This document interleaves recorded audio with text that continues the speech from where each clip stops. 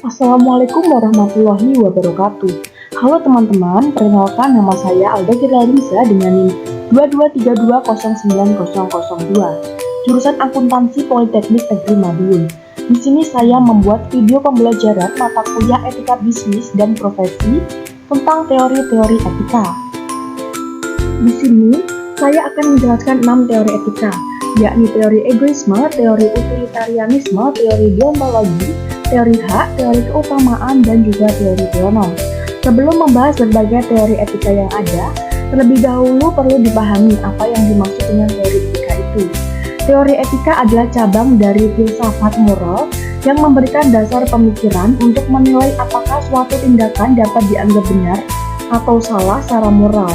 Dalam etika bisnis dan profesi, teori ini berfungsi sebagai pedoman normatif dalam mengambil keputusan, terutama ketika dihadapkan pada dilema moral atau konflik nilai. Teori etika tidak hanya mengarahkan seseorang untuk bertindak sesuai hukum, tetapi juga menekankan pentingnya nilai-nilai moral seperti kejujuran, tanggung jawab, keadilan, dan integritas.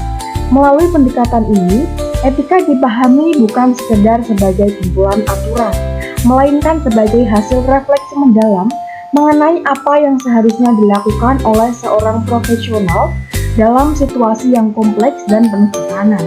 Oleh karena itu, teori etika menjadi landasan penting dalam membentuk karakter pribadi, menumbuhkan tanggung jawab sosial, serta menjaga reputasi dalam dunia bisnis dan profesi.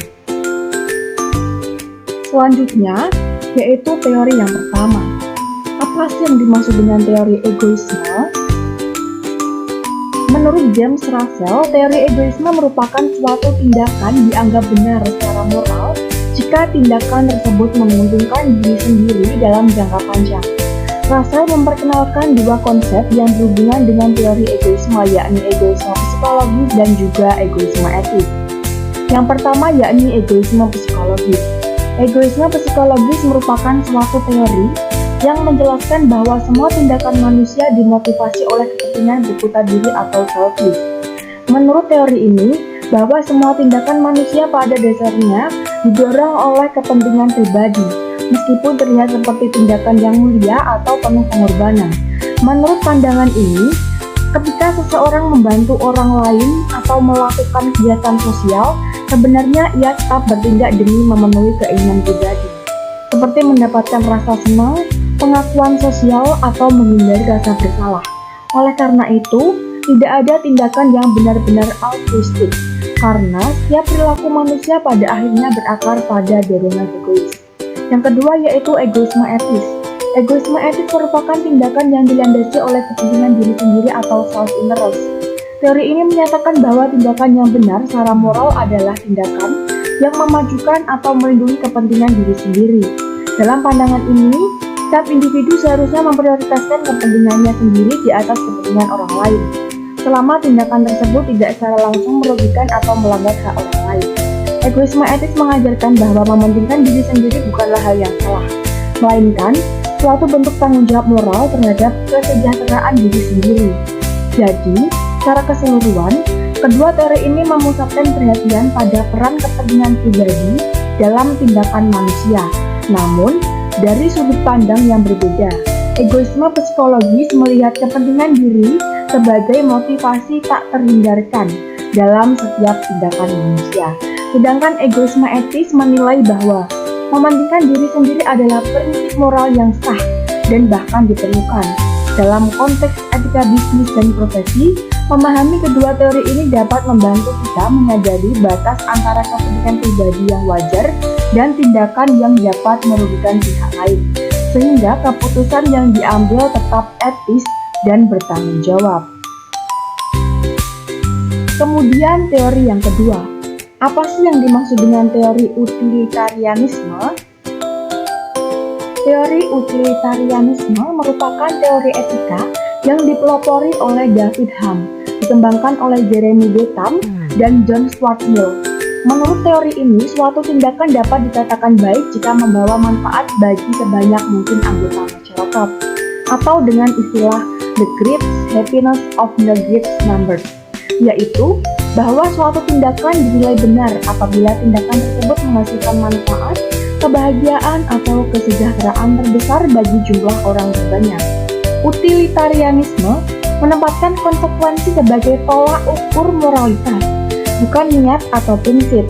Dalam ranah bisnis, pendekatan ini dapat membenarkan pengambilan keputusan yang mengorbankan sebagian kecil pihak jika keputusan tersebut berdampak positif secara luas.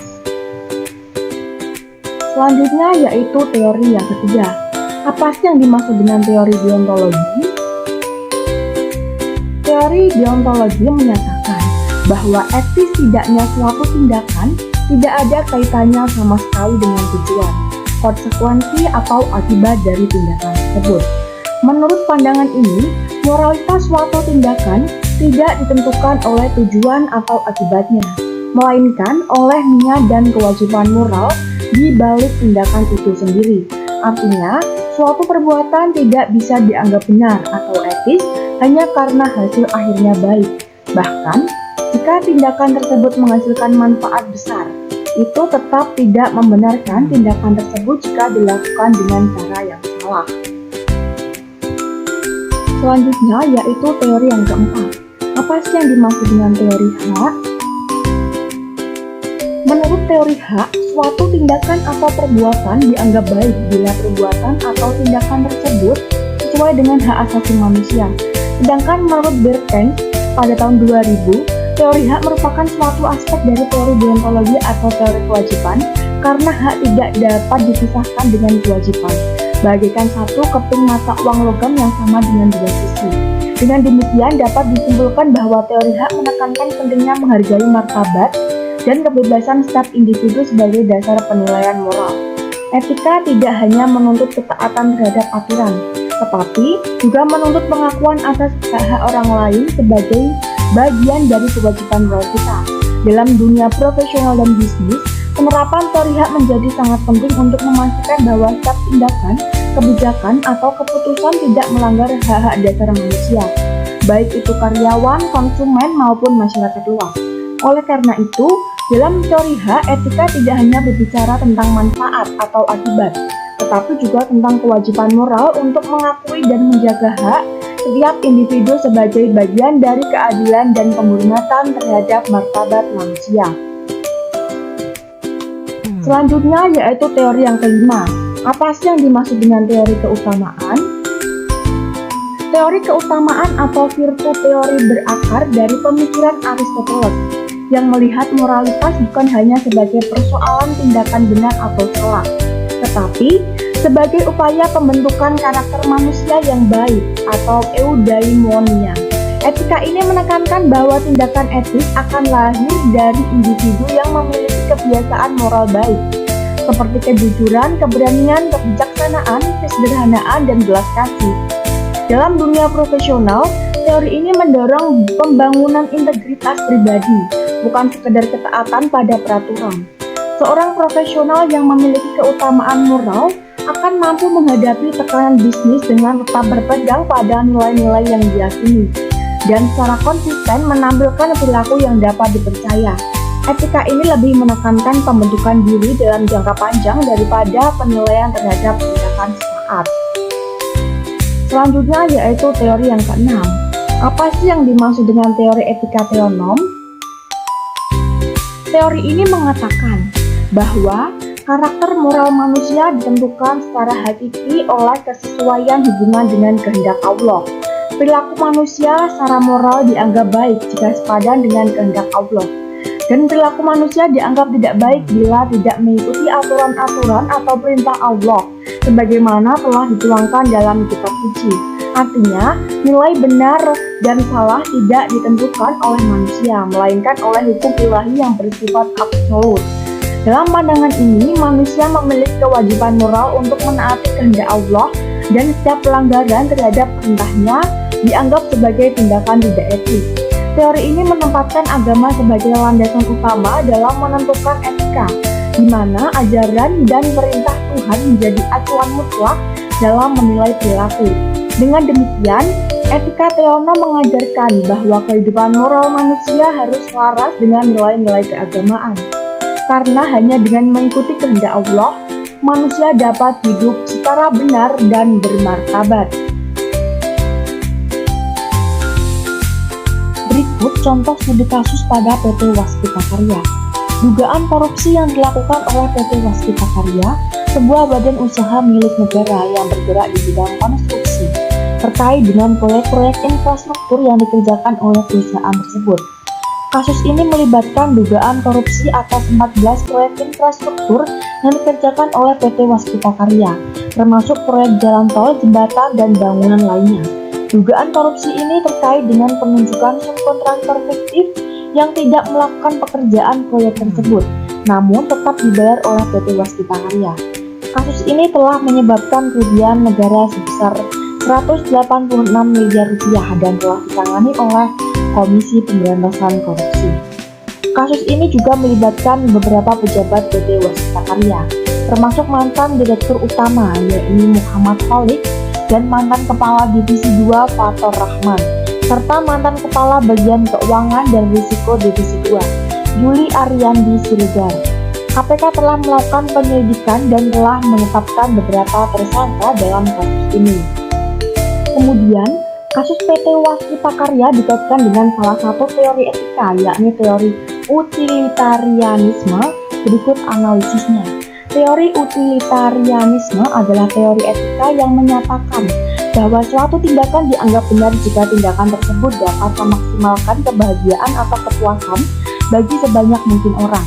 Menurut teori etika utilitarianisme, dalam kasus PT Waskita Karya, tindakan korupsi dan manipulasi laporan keuangan yang dilakukan oleh beberapa pejabat perusahaan tersebut jelas-jelas tidak sesuai dengan prinsip utilitarianisme. Tindakan yang dilakukan oleh PT Waskita Karya tersebut tidak dapat dibenarkan karena tidak memberikan kebahagiaan atau kegunaan yang maksimal bagi masyarakat. Bahkan, tindakan tersebut dapat menyebabkan kerugian bagi negara dan masyarakat dan hanya menguntungkan beberapa orang saja. Sedangkan banyak pihak lain yang dirugikan seperti negara, masyarakat, dan karyawan perusahaan. Oleh karena itu, untuk meningkatkan kegunaan dan kebahagiaan bagi masyarakat, perlu dilakukan perbaikan dalam sistem pengawasan dan pengelolaan proyek-proyek infrastruktur di PT Waskita Karya, serta meningkatkan transparansi dan akuntabilitas dalam pengelolaan keuangan perusahaan. Dengan demikian dapat diharapkan bahwa proyek-proyek infrastruktur yang dikerjakan oleh PT Waskita Karya dapat memberikan manfaat yang maksimal bagi masyarakat luas. Sekian penjelasan materi dari saya. Apabila ada kurang lebihnya, saya mohon maaf. Akhir kata, wassalamualaikum warahmatullahi wabarakatuh.